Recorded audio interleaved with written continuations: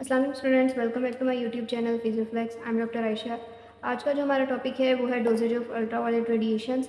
कि जब हम अल्ट्रावायलेट रेडिएशंस देंगे तो उसकी जो डोज सिलेक्शन है कि कौन सा पेशेंट है उसमें हम कितनी डोज जो है वो दे सकते हैं, ये सिलेक्ट करेंगे। ठीक है, तो लेक्चर स्टार्ट करने से पहले अगर अभी तक आपने मेरा चैनल सब्सक्राइब नहीं किया तो जल्दी से चैनल को सब्सक्राइब करें।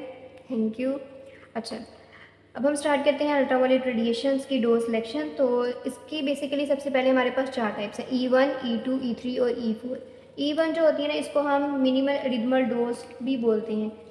ये जो डोज है ना, ये हमारी सबसे लेट शो होती है और सबसे जल्दी जो है वो साइड पे हो जाती है। यानी इस तरह से हम कह सकते हैं कि जो मिनिमल रिदमल डोज है E1, एक तो इसका कलर जो होता है ना वो पिंकिश होता है, एक बात होगी। दूसरी बात ये है कि ये जो है 6 to 8 आवर्स सबसे लेट जो है ये शो होती है।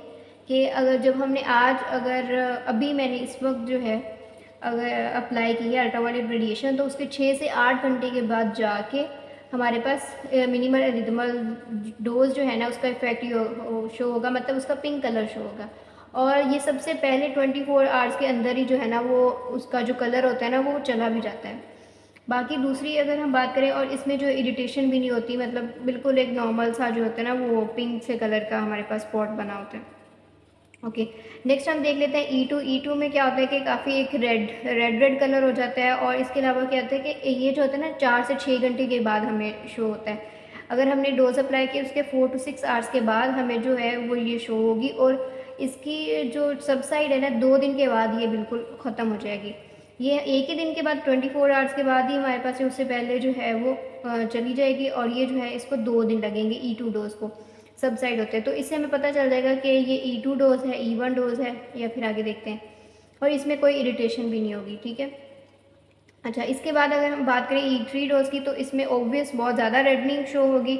और ये जो है हमारे पास 2 to 4 आवर्स अभी हमने अप्लाई किया है ट्रीटमेंट को, अल्ट्रावायलेट रेडिएशन को, और फ़ौरन ही जो है ना 2 से 4 घंटे तक ही हमें जो है वो शो हो जाएगा कलर। अच्छा, उसके बाद इसको जाते जाते 2 to 5 डेज़ लग जाते हैं। ठीक है, और इसमें ये हॉट होती है, एडिमा टाइप जो है ना इसमें बन जाता है। उसके बाद अगर हम बात करें E4 डोज की, तो ये बहुत ज़्यादा E3 और E4 ये दोनों जो है ना ये हमारे पास हाई डोजेज होती हैं ये। ठीक है, और इसमें क्या होता है कि एक तो ऑब्वियस रेडनिंग होती है, साथ में ब्लिस्टर भी बन जाता है। सिर्फ रेडनिंग नहीं, इसके साथ साथ ब्लिस्टर भी बन जाता है। और ये जो है ना ये अभी हमने अप्लाई किया और इसके 2 घंटे तक ही हमें जो है वो शो हो जाएगा। और इसको जाते जाते जो है बहुत ज़्यादा टाइम लगता है, एक वीक तक लग जाता है। जो इसका हमारे पास स्पोर्ट वगैरह होता है ना उसको जाते जाते। और इसमें क्या होती है, हमारे पास पिगमेंटेशन होती है, स्किन जो होती है ना उसकी पीलिंग ऑफ हो जाती है। हम देख लेते हैं कि जो पेशेंट है, आप पेशेंट आया आपने ऐसे ही तो उसके ऊपर अप्लाई नहीं कर देना है। तो उसके जो है वो कोई लोशन वगैरह ना लगाओ, इसके अलावा सनस्क्रीन वगैरह या फिर परफ्यूम वगैरह ना लगाओ। इससे क्या होगा, और इसके अलावा वो कोई मेडिकेशन तो नहीं ले रहा, ये भी आपने पूछना है, एनसिड्स, एंटीबायोटिक्स या फिर डायरेटिक्स वगैरह कुछ वो तो नहीं ले रहा। और ये सारी चीज़ें पूछनी इसलिए ज़रूरी है क्योंकि अगर उसके ऊपर कोई क्रीम लगी है, लोशन लगा है, या कुछ भी ऐसी चीज़ है, तो क्या होगा कि एक लेयर तो उसकी पहले से लगी हुई है, तो UV-R की जो पेनिट्रेशन है वो प्रॉपर्ली नहीं हो पाएगी। तो इस वजह से जो है ना पेशेंट से ये सारे क्वेश्चन आपने लाजमी करने हैं। और इसके अलावा जो है आपने प्रोटेक्टिव गॉगल्स जो है उनका यूज़ लाजमी करना है। इससे क्या होगा कि आपकी आइज़ की प्रोटेक्शन के लिए बहुत ज़रूरी है, not only for patient, for therapist also. Therapist के लिए, पेशेंट के लिए, दोनों के लिए ही बहुत जो है वो नेसेसरी है। अच्छा, उसके बाद जो है हमारे पास UV-R की सोर्सेज आ जाती हैं। हमने पहले इसकी 5 टाइप्स पढ़ चुके हैं। तो फॉर एग्जांपल अगर आप सन एल्पिन लैम्प ले रहे हैं तो उसके लिए हमें 5 मिनट्स के लिए पहले से ही उसको जो है ना वार्म अप करने की ज़रूरत पड़ती है।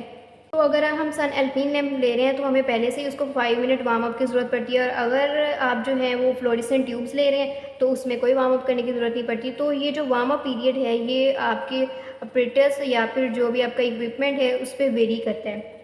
ओके, दूसरी बात ये होगी कि आपने जो है इसको कितने डिस्टेंस के ऊपर रखना है, कि जो भी जब आप UV-R अप्लाई कर रहे हैं तो कितना पेशेंट का और जो UV-R का जो भी लैंप है तो उसका कितना डिस्टेंस होना चाहिए। तो वो मिनिमम जो है वो 50 सेंटीमीटर जो है ना वो लाजमी होना चाहिए। ठीक है, 50 सेंटीमीटर से 75 सेंटीमीटर के बीच में होना चाहिए। और ये भी जो है ना हर चीज़ में वेरी करता है, हर इक्विपमेंट के हिसाब से वेरी करता है। कुछ ऐसे भी होंगे जिसको हमें कॉन्टेक्ट में रख के यूज़ करना पड़ेगा, लेकिन जो एक ड्यूरेशन है ना 50 to 75 सेंटीमीटर इसके बीच में होना चाहिए।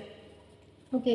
अब हम एक एग्जांपल ले लेते हैं E1 डोज कैलकुलेट करने के लिए, ठीक है, कि हमने जो है वो पेशेंट को डोज जो है वो किस तरह से देनी है। फॉर एग्जांपल ये मैंने एक पेपर लगाया, इस तरह से आपने पेपर लगा लेना है, ठीक है, और इसके अंदर जो है वो 3 होल कर लेने हैं। ये जो होल है ये सबसे छोटा होल होगा, ठीक है, वैसे तो ये इस साइड को आना चाहिए, चलो खैर इस ठीक है।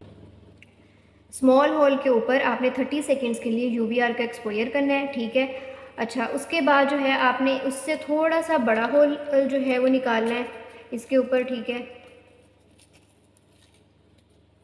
अच्छा, अब इस होल के ऊपर भी आपने जो है वो 30 सेकेंड्स के लिए जो है वो मीडियम जो होल है उसके ऊपर भी आपने 30 सेकेंड्स के लिए जो है यूवीआर को का एक्सपोजर करना है। अब जो हमारा स्मॉल होल है उसके ऊपर हमारे पास कितनी सेकेंड्स के लिए हो गई, 60 सेकेंड्स के लिए एक्सपोजर हो गया। और जो ये मीडियम वाला होल है अभी हमने निकाला है, इसमें कितना है 30 सेकेंड्स का। अब हमने एक और होल निकालना है, ठीक है, ये जो होगा ये सबसे बड़ा होल होगा और इसके ऊपर भी हमें 30 सेकेंड के लिए जो है वो यूवीआर की एक्सपोजर करना है, ठीक है। ओके। अच्छा, ये सबसे स्मॉल होल हो गया, ये मीडियम है और ये लार्ज है, इसके ऊपर भी हमने 30 सेकेंड्स के लिए अप्लाई कर लिया। तो ये जो है इसके ऊपर टोटल कितना सेकेंड के लिए हो गया, 90 सेकेंड के लिए, इसके ऊपर 60 सेकेंड के लिए और इसके ऊपर हमारे पास हो गया 30 सेकेंड के लिए। मिनिमम जो डोज है ना वो 30 सेकेंड्स के लिए आपने अप्लाई करनी है।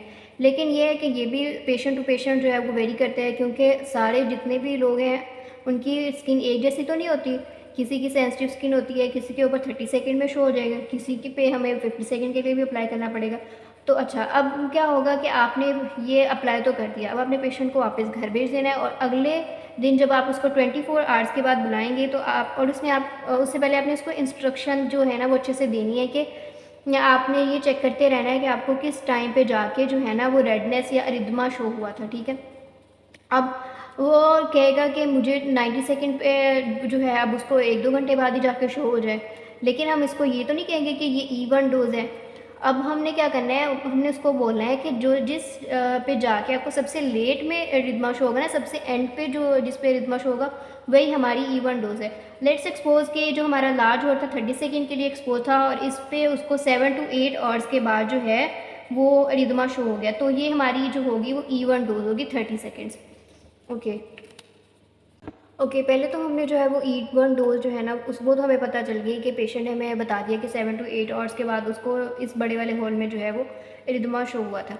अब कोई पेशेंट आया है, अभी हमने उस पर E1 डोज का तो चलो हमें इस तरह से पता चल गया। अब उस पर हमें E2 या E3 डोज अप्लाई करनी है, ठीक है। E2 डोज जो है वो हम अप्लाई करते हैं एक्नी वल्गैरिस में। E3 E4 जो भी हमारे वोन्स होते हैं, ओपन वोन्स वगैरह, स्किन वोन्स इन्फेक्टेड भी हो सकते हैं, नॉन इन्फेक्टेड भी हो सकते हैं, तो उसमें हम E3 और E4 डोज अप्लाई करते हैं। फॉर एग्जांपल हमारे पास जो पेशेंट है ना वो इन्फेक्टेड या नॉन इन्फेक्टेड वोन के साथ आ गया। अब हमें जो है उसके ऊपर E3 डोज अप्लाई करनी है। अब हमें कैसे पता चलेगा, E1 डोज हमें पता है कि 30 सेकेंड है, लेकिन हमें E3 डोज कैसे कैलकुलेट करनी है, तो अभी हम ये देखेंगे। अच्छा, इसको हमने कैसे कैलकुलेट करना है, E2 डोज या E3 डोज को E1 डोज जो भी होगी उसको हमने 2.5 से मल्टीप्लाई करने हैं, तो हमें E2 डोज का पता चल जाएगा। अब इसको अगर हम E3 डोज हमें चाहिए ना, इसी को जो E1 डोज हमारे पास 30 सेकेंड के लिए आई थी, इसी को हम 5 के साथ मल्टीप्लाई करेंगे तो 150 सेकेंड आ जाएगी। तो इससे हमें पता चल जाएगा, तो हमें UVR का जो एक्सपोजर है वो 150 सेकेंड के लिए जो है वो स्किन वोन वाले पेशेंट में देना है। लेकिन ये भी हर पेशेंट में वेरी करेगा, ज़रूरी नहीं है कि हर पेशेंट जो है उसका जो E1 डोज है वो 30 सेकेंड ही हो, इसलिए हमें जो है वो हर पेशेंट की सेपरेटली E1 डोज जो है वो लाजमी कैलकुलेट करनी है, क्योंकि हर पेशेंट की स्किन जो है वो डिफरेंट होती है, इस वजह से आपने इसकी लाजमी कैलकुलेट करनी है। इसी तरह E4 डोज के लिए आप इसको 10 के साथ मल्टीप्लाई कर देंगे तो ये आपके पास E4 डोज आ जाएगा। ओके, आई होप सो आपको इस लेक्चर की समझ आ गई होगी। अगर फिर भी कोई बात समझ ना आए तो आप नीचे कमेंट सेक्शन में मेरे से पूछ सकते हैं। Thank you so much for watching. अल्लाह हाफिज़।